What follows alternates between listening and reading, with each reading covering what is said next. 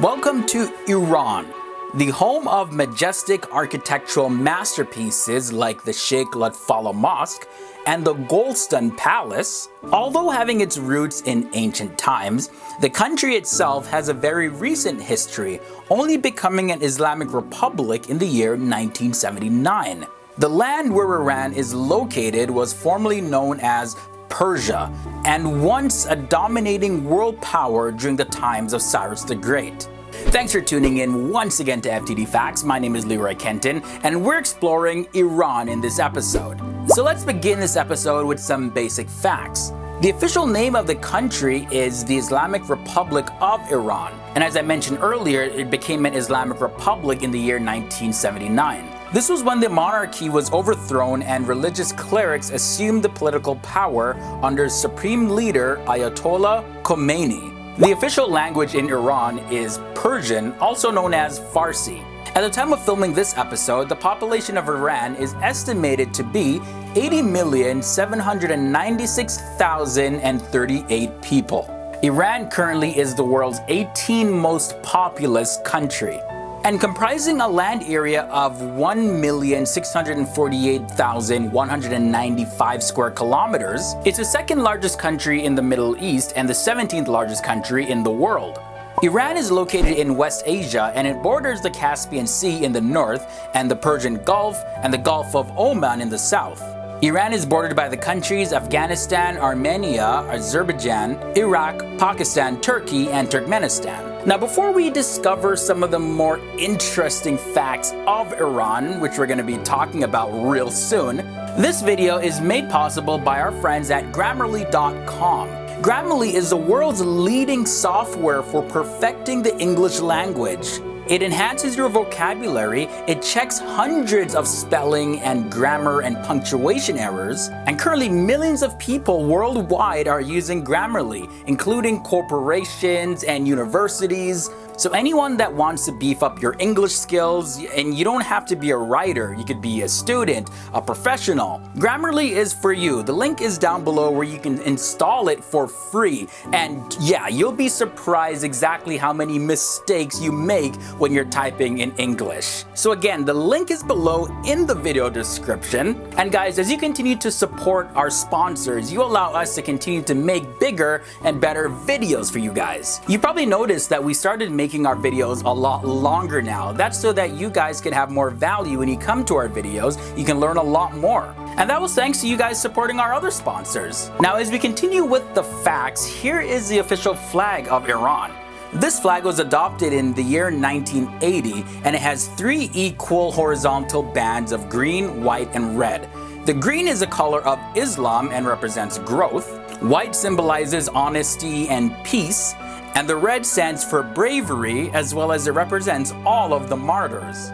Now, when you take a look in the center white band, there's a stylized version of the word Allah, as well as the phrase La ilaha illa Allah, meaning there's no deity but God.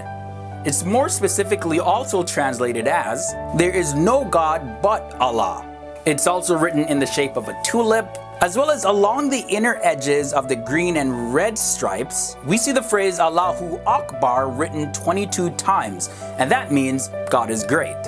Now, in terms of the marriage culture of Iran, this is pretty interesting. Because traditional Iranian marriages can be so expensive, the government often comes in and provides funding for weddings. This is to help reduce the costs and encourage young Iranians to get married.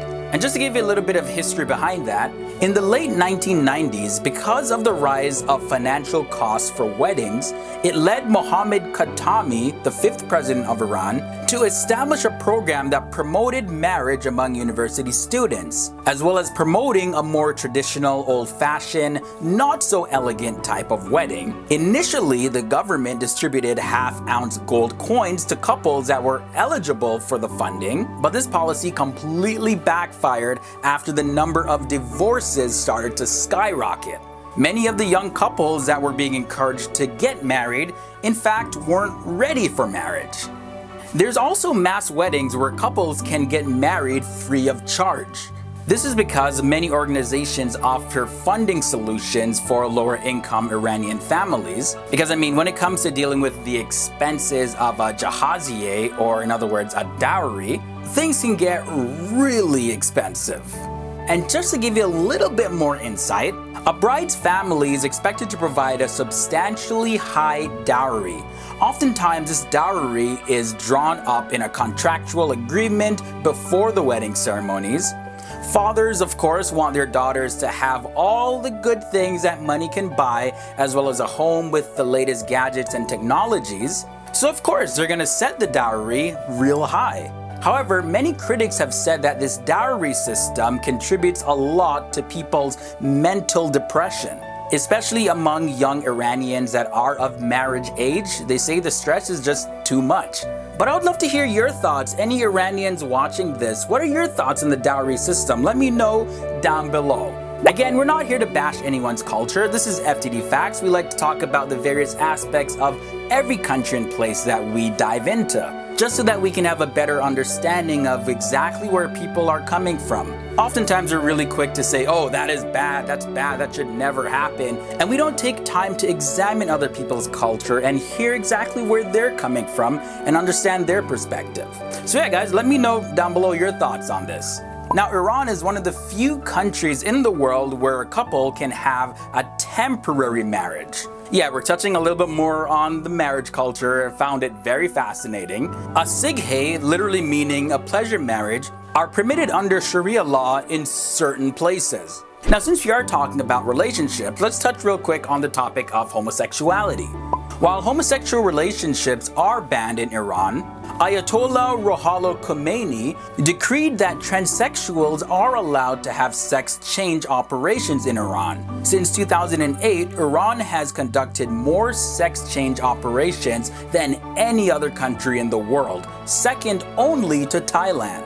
In fact, the government offers financial help for people that want this type of surgery. Now looking a little bit more into the history of Iran, the region now called Iran used to be occupied by the Medes and the Persians in the 1500s BC. But this was until the Persian king Cyrus the Great actually overthrew the Median Empire, and he became the ruler of the Achaemenid Empire ruled by the Persians. That lasted from 550 BC to 330 BC. The history of the Persian people also have very religious significance. According to the ancient Hebrew scriptures written by the prophet Isaiah of ancient Israel, God actually mentioned Cyrus would conquer other nations. And according to scholars, this was 150 years before the time of Cyrus the Great. According to Isaiah 45 verse 1, it says, "Thus saith the Lord to his anointed, to Cyrus, whose right hand I have grasped, to subdue nations before him, and to loose the belts of kings, to open doors before him that gates may not be closed." You may also know that Iranians are known for their woven rugs. Everybody loves those Persian rugs. But did you know that when creating these rugs, many Iranian weavers make a mistake intentionally? And this is to show their belief that only God is perfect. Interesting to note that after oil, the second largest export commodity that Iran has is rugs. As we keep looking into history, we can continuously see just how advanced the Persian people were. Since ancient times, people used a water supply system called a qanat. What the qanats did was collect underground water and moved them through tunnels to places where people needed water. The qanat technology is known to have been developed in Iran by the Persian people around 1000 BC, and it spread from there.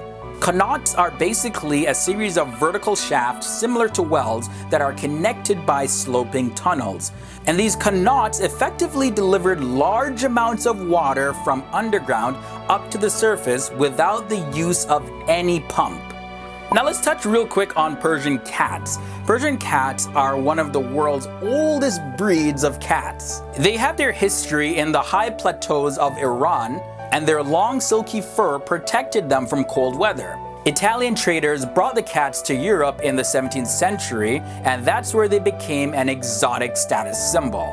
Now, for one of the most important things in the world right now, oil. The Persian Gulf holds 60% of the whole world's oil reserves. Iran alone has reserves of 125 billion barrels of oil, and that's 10% of the world's total reserves. Iran pumps nearly 4 million barrels of oil a day. So we made it to the end of another episode of FTD Facts. This is just a little bit of the history of Iran. There's so much to dig up because they go way back.